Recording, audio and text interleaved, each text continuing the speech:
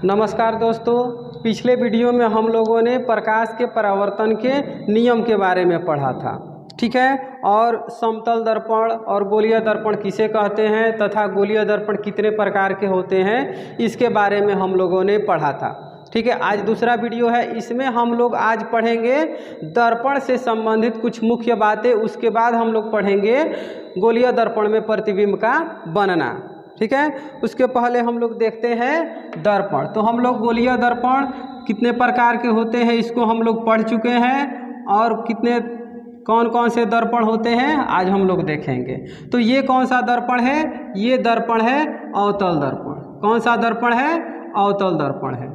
ठीक है, और इसके दर्पण के मुख्य बिंदु को यानी मध्य बिंदु को हम लोग क्या कहते हैं? ध्रुव कहते हैं। क्या कहते हैं? ध्रुव कहते हैं। दर्पण के मध्य बिंदु को हम लोग क्या कहते हैं? ध्रुव कहते हैं। क्या कहते हैं? ध्रुव कहते हैं। ठीक है, तो और दर्पण के मध्य बिंदु से यानी कि ध्रुव से गुजरने वाली रेखा को हम लोग प्रधान अक्ष या मुख्य अक्ष कहते हैं। तो इसके मध्य से ये रेखाएं गुजर रही है, तो ये क्या कहलाएंगी? ये कहलाएंगी मुख्य अक्ष। ठीक है, क्या कहलाएगी? मुख्य अक्ष कहलाएंगी। ठीक है, ये पोल यानी ध्रुव से जा रही है तो ये क्या कहलाएंगी? मुख्य अक्ष कहलाएंगी। इसी को हम लोग प्रधान अक्ष भी कहते हैं और मुख्य अक्ष भी कहते हैं। ठीक है, इसमें क्या होता है? तो इसमें एक होता है फोकस और एक होता है वक्रता केंद्र। क्या होता है? वक्रता केंद्र और फोकस। फोकस को हम लोग F से सूचित करते हैं और वक्रता केंद्र को C से सूचित करते हैं। ठीक है, वक्रता केंद्र जो होता है फोकस दूरी का दुगुना होता है। वक्रता केंद्र क्या होता है? फोकस दूरी का दुगुना होता है। और फोकस दूरी क्या होता है? वक्रता केंद्र का आधा होता है। ठीक है, फोकस दूरी जो होता है वक्रता त्रिज्या का आधा होता है। ठीक है, ये कभी कभी क्वेश्चन पूछ भी देता है कि फोकस दूरी वक्रता केंद्र के या वक्रता त्रिज्या के आधी होती है कि दुगुनी होती है। ऑब्जेक्टिव में पूछ देता है कभी कभी। तो हम लोग अब देखेंगे कि फोकस किसे कहते हैं। फोकस किसे कहते हैं? ठीक है, तो फोकस जब दर्पण से, ठीक है, प्रकाश की किरणें दर्पण से, ठीक है, प्रकाश की किरणें दर्पण से परावर्तन के बाद प्रधान अक्ष के जिस बिंदु पर मिलती है उस बिंदु को हम लोग क्या कहते हैं? दर्पण का फोकस कहते हैं। तो देखिए कैसे फोकस हो रहा है। तो ये किरणें दर्पण पर पड़ रही है और यहाँ से परावर्तन हो रही है। तो ये परावर्तित होने के बाद ये फोकस से जा रही है। ठीक है, हमने फोकस पहले लिख दिया था, ठीक है, इसलिए हम फोकस से लेके गए, लेकिन ये वास्तव में परावर्तित होगा तो ये यहीं से जाएगा। ठीक है, तो दर्पण से परावर्तन के बाद प्रधान अक्ष की जिस बिंदु पर मिलती है उस बिंदु को हम लोग फोकस कहते हैं। और इस फोकस के दुगुना को हम क्या कहते हैं? वक्रता त्रिज्या कहते हैं। ठीक है, एक प्रश्न आता है फोकस दूरी। फोकस दूरी, तो फोकस दूरी किसे कहते हैं? तो ध्रुव तथा फोकस के बीच की दूरी को हम लोग फोकस दूरी कहते हैं। ठीक है, और ध्रुव तथा वक्रता केंद्र के बीच की दूरी को वक्रता त्रिज्या कहते हैं। ठीक है, ध्रुव तथा वक्रता केंद्र के बीच की दूरी को वक्रता त्रिज्या कहते हैं। लेकिन वक्रता केंद्र किसे कहेंगे? वक्रता केंद्र किसे कहेंगे? तो वक्रता केंद्र हम किसे कहेंगे? तो गोलीय दर्पण। ये क्या है? गोलीय दर्पण का ही एक भाग है। ठीक है, तो गोलीय दर्पण जिस गोले का एक भाग होता है उस गोले के केंद्र को हम क्या कहते हैं? वक्रता केंद्र कहते हैं। जैसे कल के वीडियो में हमने बताया था आप लोगों को, ये क्या है?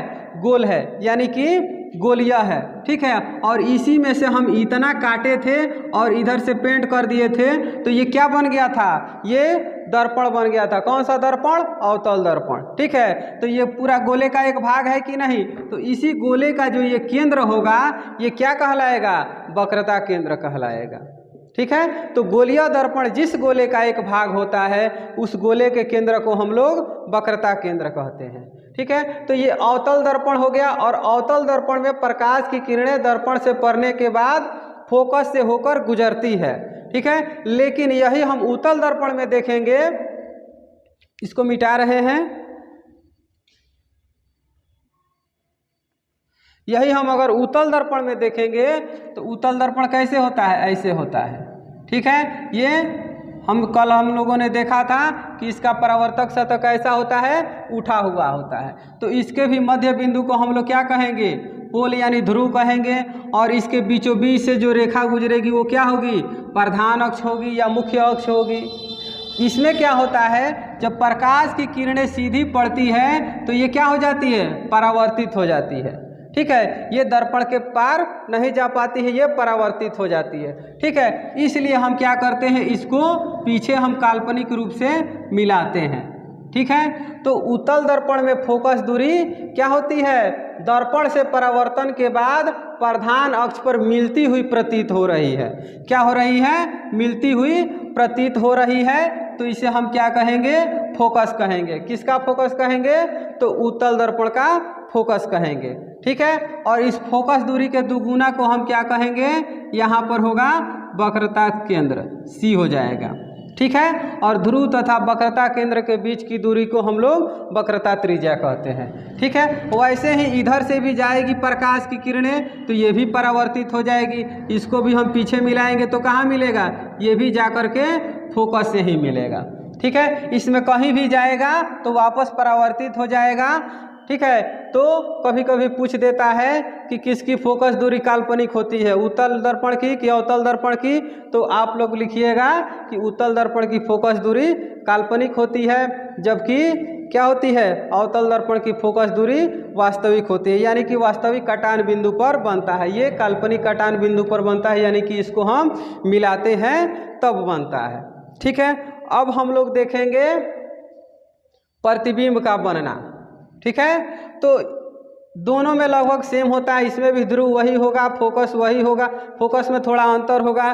क्या अंतर होगा कि अवतल दर्पण में फोकस दूरी दर्पण से परावर्तन के बाद प्रधान अक्ष पर मिलती है, यानी जिस बिंदु पर मिलती है उसे फोकस कहेंगे। लेकिन उत्तल दर्पण में क्या होगा कि दर्पण से परावर्तन के बाद प्रधान अक्ष के जिस बिंदु पर मिलती हुई प्रतीत हो रही है उस बिंदु को हम उत्तल दर्पण का फोकस कहेंगे। लेकिन फोकस दूरी यही वही हो जाएगा, ध्रुव तथा फोकस के बीच की दूरी को फोकस दूरी कहते हैं। और वक्रता केंद्र यही हो जाएगा कि फोकस दूरी के दुगुना को वक्रता केंद्र कहेंगे, या गोलीय दर्पण जिस गोले का एक भाग होता है उस गोले को केंद्र को हम लोग वक्रता केंद्र कहेंगे। तो इसका भी परिभाषा वही हो जाएगा, फोकस दूरी में थोड़ा सा डिफरेंट होता है, बाकी सब सेम होता है। अब हम लोग देखेंगे प्रतिबिंब का बनना। तो सबसे पहले हम लोग देखेंगे अवतल दर्पण में प्रतिबिंब का बनना। ठीक है, बारी बारी से हम वस्तु को रखेंगे और उसके बाद हम देखेंगे कि प्रतिबिंब कैसे बन रहा है। ठीक है, तो ये हम बनाते हैं, कौन सा दर्पण हो जाएगा, ये हो जाएगा अवतल दर्पण। ठीक है, अवतल दर्पण ये क्या हो जाएगा, ये प्रधान अक्ष हो जाएगा और ये हमारा ध्रुव हो जाएगा। ठीक है, ये एम एन क्या हो गया, एक हमारा अवतल दर्पण हो गया। ठीक है, वस्तु को हम कहाँ रखेंगे, सबसे पहले हम वस्तु को अनंत पर रखेंगे। कहाँ पे रखेंगे, अनंत पे रखेंगे। ठीक है, तो यहाँ पर हमारा हो जाता है फोकस हो जाता है, यहाँ पर हो जाता है क्या हो जाता है, वक्रता केंद्र, और ये हमारा हो गया अनंत हो गया। ठीक है, तो यहाँ पर हम किसी वस्तु को रखते हैं। ठीक है, वस्तु को हमने अनंत पर रखा। ठीक है, तो अनंत से जब प्रकाश की किरणें आती हैं तो समानांतर आती हैं। कैसी आती हैं, समानांतर आती हैं। तो ये समानांतर यहाँ से आएंगी यहाँ, ठीक है, और यहाँ से भी आएंगी ऐसे। ठीक है, और ये परावर्तन कहाँ से होकर के जाएगी, तो हम लोगों को पता है कि अवतल दर्पण में फोकस अगर समानांतर आती है प्रकाश की किरणें तो वो फोकस से ही जाती है। तो ये भी कहाँ से जाएंगी, ये जाएंगी आपको फोकस से, और ये कहाँ से जाएंगी, ये भी जाएंगी फोकस से। तो हमारा प्रतिबिंब कहाँ पे बनता हुआ दिख रहा है, फोकस पर ही दिख रहा है। कहाँ पे दिख रहा है, फोकस पर ही दिख रहा है। ठीक है, तो वस्तु कैसा बनेगा यहाँ पर, तो बहुत छोटा है, बिंदु के आकार का बनेगा। कैसा बनेगा, बिंदु के आकार का बनेगा। ठीक है, तो वस्तु हमारा कैसा, प्रतिबिंब कैसा बन रहा है, तो बिंदु के आकार का। ठीक है, ये कैसा बनेगा, तो ये वास्तविक बनेगा कि काल्पनिक बनेगा, तो ये वास्तविक कटान बिंदु पर बन रहा है, तो कैसा होगा, वास्तविक होगा। कैसा होगा? वास्तविक होगा। ठीक है, प्रतिबिंब कैसा होगा? वास्तविक होगा। ठीक है, कैसा होगा? तो वास्तविक होगा। बड़ा होगा कि छोटा होगा? तो दिख रहा है तो यह अत्यंत छोटा। ठीक है, कितना होगा? अत्यंत छोटा। ठीक है, बिंदु के आकार का। कैसा हो जाएगा? बिंदु के आकार का।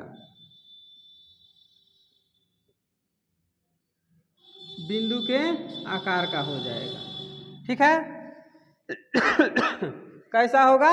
बिंदु के आकार का होगा।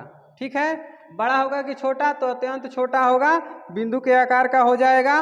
अब देखेंगे कि ये उल्टा होगा कि सीधा होगा। ठीक है, उल्टा होगा कि सीधा होगा? तो ये कैसा होगा? उल्टा होगा। ठीक है, कैसा होगा? उल्टा होगा। ठीक है, तो हम लोगों ने देखा कि जब वस्तु को अनंत पे रखते हैं, कहाँ रखते हैं? वस्तु को